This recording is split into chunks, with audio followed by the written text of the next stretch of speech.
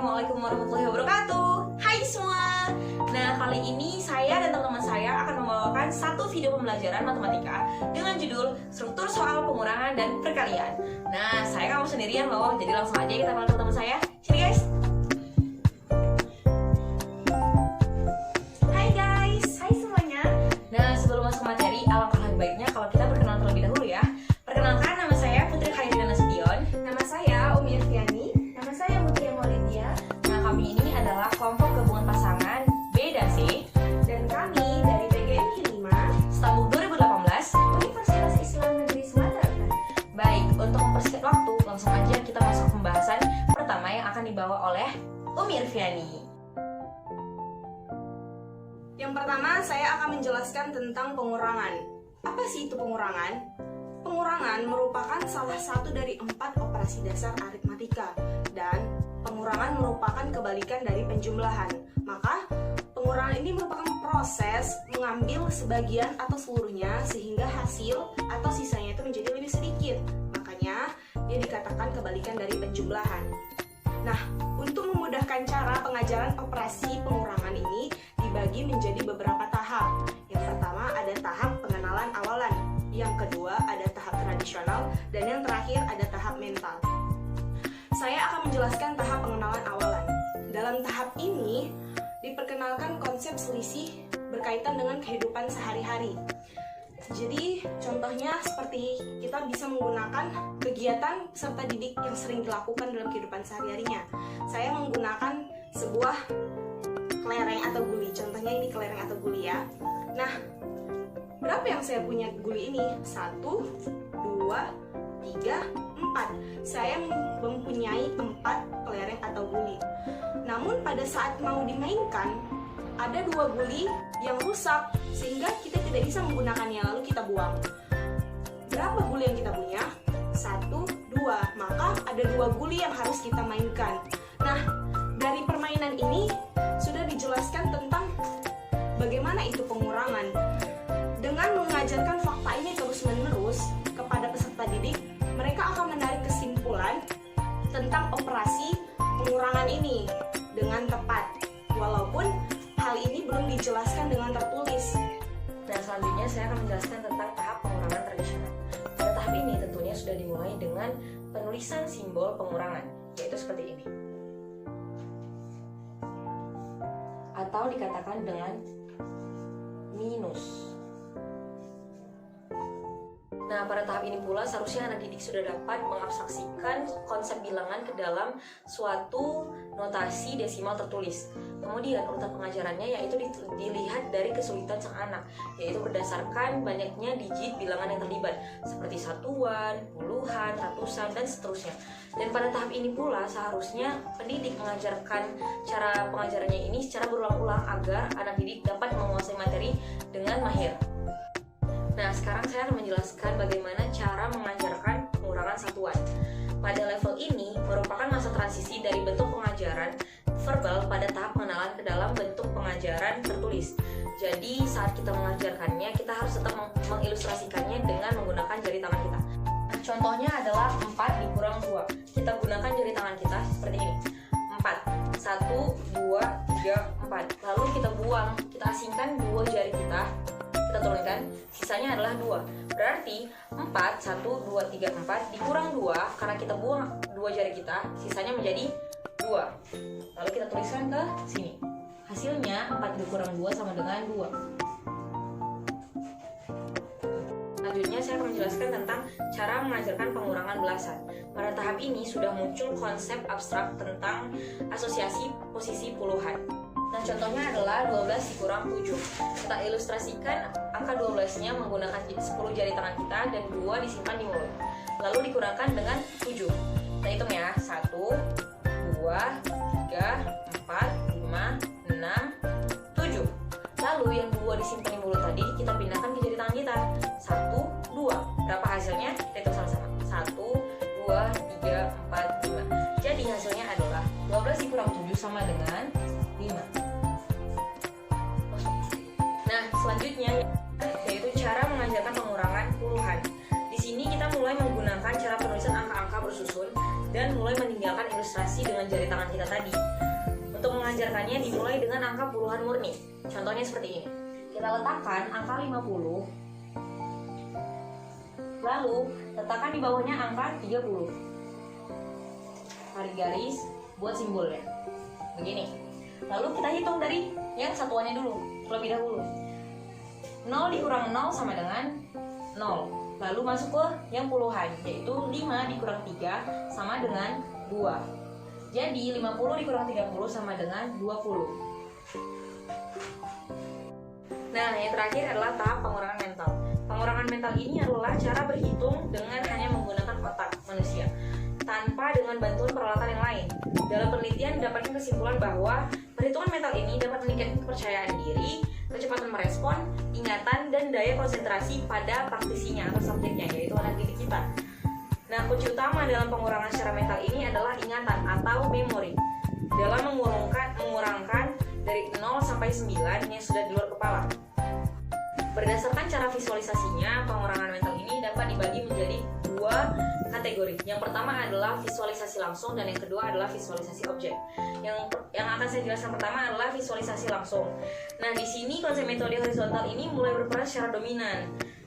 Pengenalan konsep asosiasi posisi dengan menggunakan notasi pagar adalah esensial untuk menggunakan visualisasi ini secara langsung. Nah, contohnya yaitu pertama-tama diajarkan bagaimana notasi pagar bekerja pada setiap bilangan yang terlibat. Kita ambil angka puluhan yaitu 53 dikurang 21. Dimanakah letak pagarnya? Kita buat di sini. Buka kurung 5 garis 3 tutup kurung, lalu buat kurang, dibuka kurung lagi 2 garis 1, lalu tutup kurung. Selanjutnya adalah selanjutnya 5 buka kurung 5 yang sesama puluhan digabung menjadi satu pagar, dikurang 2 tutup kurung, lalu tarik garis, buka kurung, ini satuannya juga seperti itu, dibuat dalam satu pagar, 3 dikurang 1. Lalu dari sinilah kita melakukan pengurangan. 5 dikurang 2 sama dengan 3. Lalu 3 dikurang 1 sama dengan 2. Segini hasilnya. 53 dikurang 21. Dengan menggunakan pagar ini berarti sudah dapat gambaran dari otak kita untuk melakukan pengurangan antara 53 dikurang 21. 3. Nah, selanjutnya visualisasi objek. Visualisasi objek ini sudah jelas ya, berarti visualisasi dengan benda. Pengurangannya itu menggunakan benda. Kita ambil contoh dengan menggunakan lidi yang sudah dipatah-patah menjadi 8 bagian. Di sini lidinya ada 8. Nih, ada 8 lidi. Lalu kita buat soalnya seperti ini. 8 dikurang 4. Lalu cara pengurangannya adalah mungkin hampir sama dengan ilustrasi menggunakan jari, tapi bedanya ini kan dengan menggunakan objek yaitu benda. 8 lidi ini kita ambil 4 dari sisi kanannya. 1, 2, 3, 4. Iya. Nah, lalu kita hitung deh hasil akhirnya. Sisanya menjadi 1, 2, 3, 4. Lalu kita tuliskan jawabannya. 8 dikurang 4 sama dengan 4. Oke. Nah, di sini selanjutnya saya akan menjelaskan tentang struktur soal pengurangan dalam pemisahan. Yang pertama yaitu hasil yang tidak diketahui.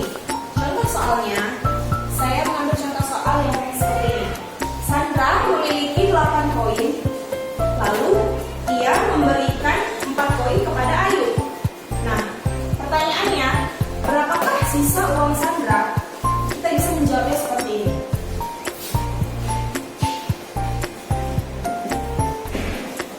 Nah, tadi kan katanya Sandra memiliki 8 koin. Kita bisa membuat contohnya 1, 2, kita buat ke bawah saja.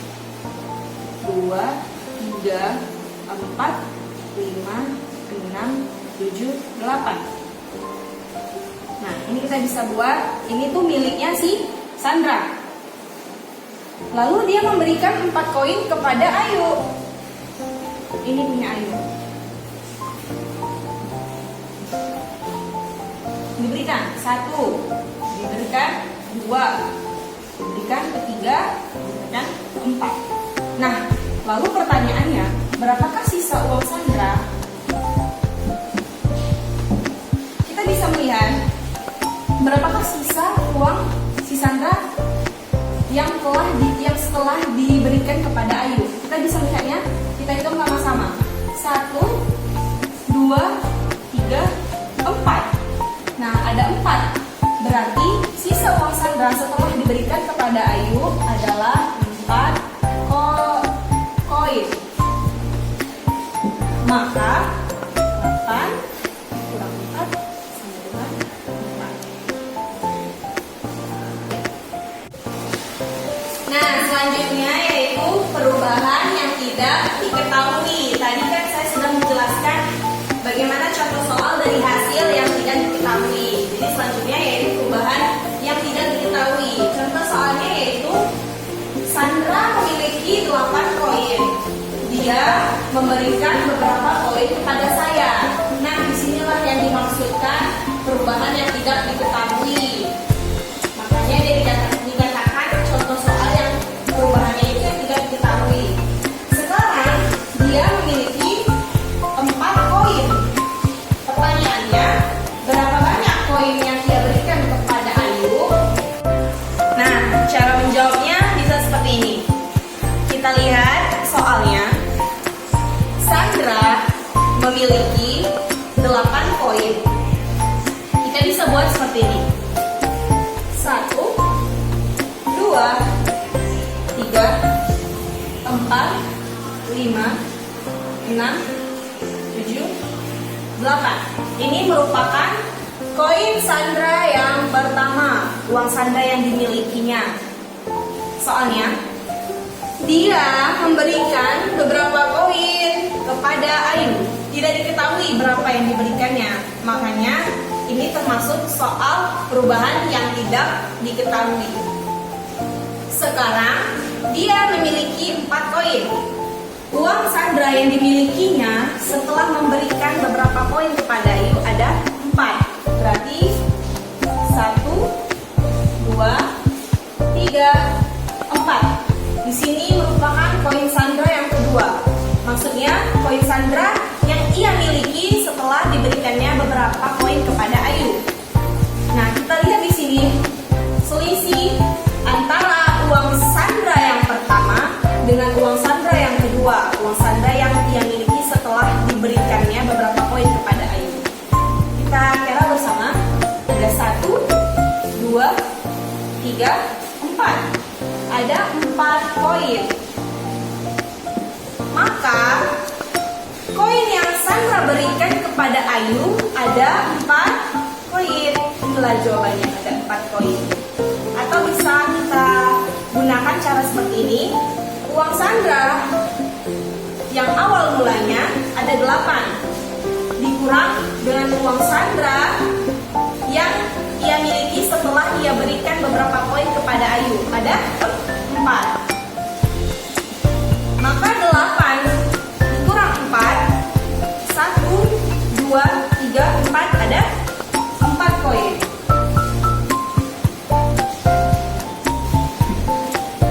Jadi sisa uang Sandra yang ia miliki setelah ia berikan kepada Ayu ada 4 koin. Nah, selanjutnya struktur soal pengurangan yang akan dijelaskan oleh teman saya. Nah, selanjutnya saya akan menjelaskan mengenai struktur soal bagian perbandingan. Di bagian perbandingan ini memiliki 2 macam. Yang pertama adalah perbandingan selisih tidak diketahui dan perbandingan bilangan yang lebih kecil tidak diketahui. Lalu bagaimana sih contohnya? Nah, sekarang ayo kita bahas contohnya. Baik, sebelum masuk ke contoh, saya akan memberitahu bahwa perbandingan ini merupakan mencocokkan bagian yang lebih besar dengan bagian yang lebih kecil. Nah, jadi di sini kita minta anak didik untuk membuat perbandingan antara 2 keranjang bola dengan isi yang berbeda. Setelah itu, kita minta anak didik untuk mendiskusikan perbandingan atau selisih antara dua keranjang ini untuk mendapatkan hasil bilangan yang ketiga. Tuh. Dengan demikian kita dapat membuat soal cerita dari bilangan-bilangan yang didapat dari hasil perbandingan tersebut. Nah, soal cerita yang kita dapat adalah Suga memiliki 10 bola, sedangkan Jimin memiliki 6 bola. Berapakah selisih bola yang dimiliki Suga? Jadi di sini kita mendapatkan dua himpunan. Yang pertama adalah angka bilangan 10 dan bilangan 6.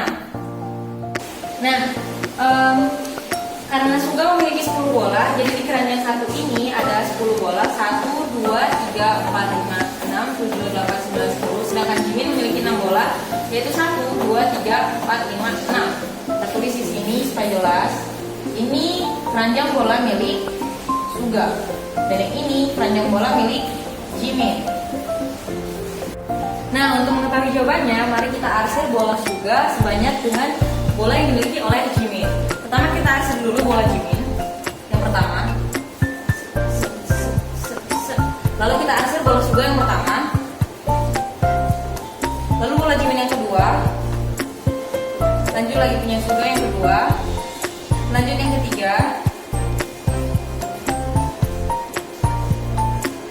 Keempat. Kelima. Keenam. Nah, yang keenam ini adalah bola Jimin yang terakhir. Nah, jadi setelah kita arsir bola Suga dengan bola Jimin, berapakah sisa bola yang dimiliki oleh Suga? Mari kita hitung. 1, 2, 3, 4. Berarti selisih bola antara bola Jimin dengan bola Suga adalah 4 bola.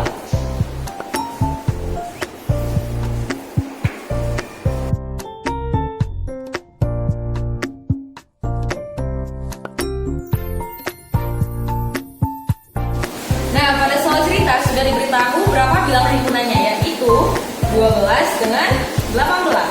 Dan pada soal ceritanya juga sudah diberitahu berapa selisih bola di antara bola Suga dengan bola Jimin, yaitu 12. Karena kan katanya bola Jimin kurang 12 dibanding bola Suga. Nah, untuk mengetahui jawabannya langsung saja kita menggunakan pengurangan susun ke bawah. Kita meletakkan bilangan yang paling besar terlebih dahulu ya, karena 18 merupakan bilangan yang lebih besar dibanding 12. Kita letakkan di sini 18. Selanjutnya kita letakkan bilangan 12-nya, lalu kita kurangkan secara susun ke bawah. Nah, jangan lupa ya teman-teman, dalam melakukan pengurangan susun ke bawah ini harus secara vertikal dan dimulai dengan yang satuannya dulu. Ini dia, 8 dikurang 2. Kita hitung ya, pakai dengan menggunakan ilustrasi jari. 8 dikurang 2, kita turunkan 2 jari tangan kita. 1, 2. Berapa sisanya? 1, 2, 3, 4, 5, 6. Jadi 8 dikurang 2 sama dengan 6. Lanjut ke ulasannya, yaitu 1 dikurang 1. 1 dikurang 1. Berapa nilainya? 0. Habis di nilainya. Nah, karena dia habis nilainya, berarti tidak perlu kan kita letakkan lagi di sininya. Nah, dengan demikian kita sudah mengetahui jawabannya loh, yaitu bola yang dimiliki oleh Jimin adalah sebanyak bola yang dimiliki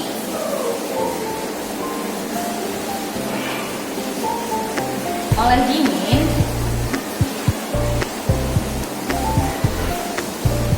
sebanyak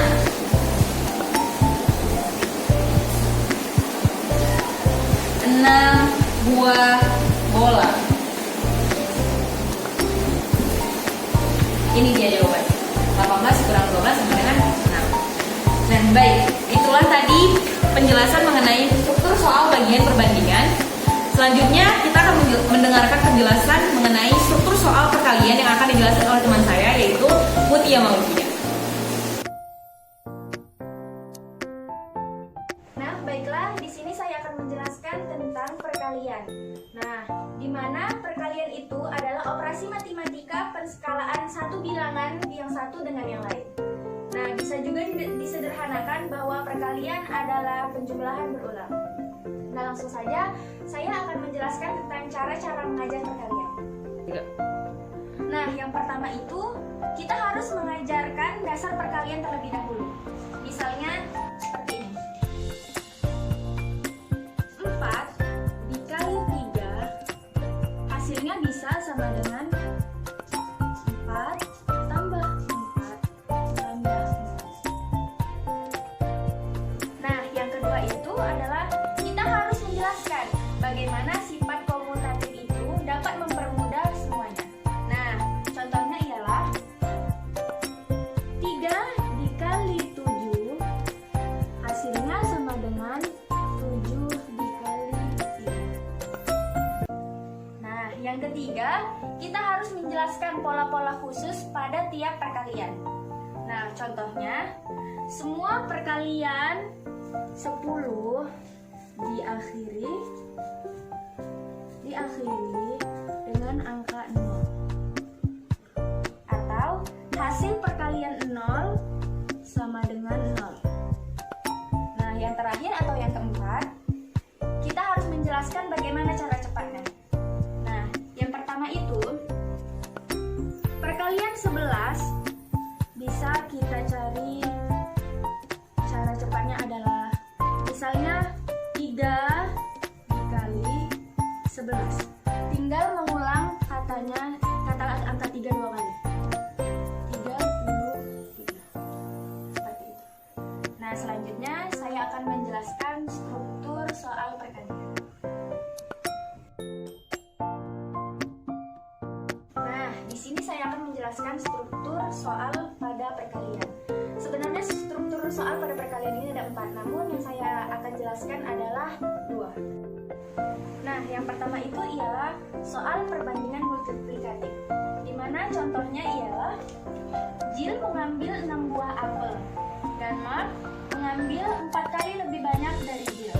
Nah, jawabannya kita cari dari gambar berikut, di mana Mark memiliki 4 kali lebih banyak dari buah Jill. Nah, kita hitung bersama-sama. 1, 2, 3, 4, 5, 6, 7, 8, 9, 10, 11, 12, 13, 14, 15, 16, 17, 18, 19, 20, 21, 22, 23, dan 24. Jadi, himpunan 6 untuk 4 untuk 6 dikali 4 sama dengan 24 buah. Nah, jadi buah yang diambil Mark yaitu 24 buah. Nah, yang kedua itu ialah soal-soal perkalian bersusun pendek. Nah, kita ambil contoh soalnya ialah 12 dikali 4. Nah, caranya seperti ini. Ambil 12 dan 4-nya tersusun di bawah angka 2. Dan cara menghitungnya, dia bersusun dari belakang terlebih dahulu. Yang pertama 4 dikali 2 sama dengan 8. Dan 4 dikali 1 sama dengan 4. Jadi 12 dikali 4 hasilnya sama dengan 48. Nah, baiklah, mungkin hanya itu yang dapat saya sampaikan untuk struktur soal perkalian. Dilanjutkan oleh teman saya. Baiklah, itu tadi penjelasan tentang struktur soal pengurangan dan perkalian. Nah, kami bertiga berharap semoga apa yang kami jelaskan dapat diterima dan bermanfaat untuk kita semua. Nah, teman-teman, jangan lupa ya tetap jaga kesehatan. Tetap semangat, teman-teman. Baiklah, kami akhiri. Wassalamualaikum warahmatullahi wabarakatuh. Bye. See you. Hai guys. Nah, kami bersama aku lupa. Abis ngomongin kelas. Cara kita pengajaran